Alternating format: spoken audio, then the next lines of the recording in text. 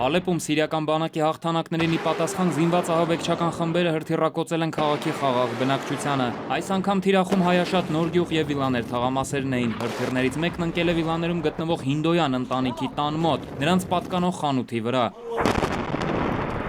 Կան զոհեր, այդ թվում Հինդոյան ընտանիքի երեխաները 12-ամյա Արմանն ու նրա քույր Միրայը։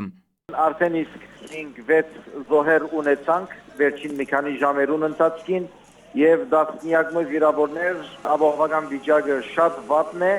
Պատերազմն ընթանում է Հալեպի այն շրջաններում, որոնք գտնվում են զինյալների հսկողության տակ։ Քաղաքի այս հատվածում հայեր չկան։ Սիրիական բանակը դանդաղ, բայց վստահ առաջ է շարժվում։ Բանակի դեմ կռվում են նաև թուրքմենական ջոկատները։ Զինյալ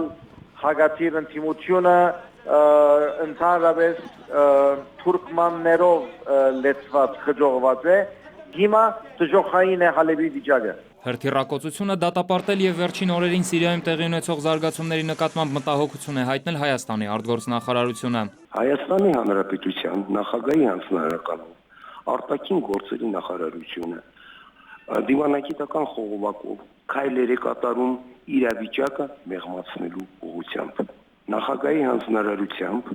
պատրաստվել է 2 ինքնատիր հումանիտար բեռ, որը հատկացվելու է, ուղարկվելու է Սիրիա եւ հատկացվելու է տուժածներին։ Նախորդին Հալեպի հրթիռակոծության ժամանակ զոհվել էր 1 հայ, 13-ը վիրավորվել էին։ Ինտենսիվ մարտերը շարունակվում են, ահաբեկիչները կորցնում են դիրքերը ու վրեժը լուծում են խաղաղ բնակիչներից։ Դավիթ Սարգսյան, ժամը լրատվական։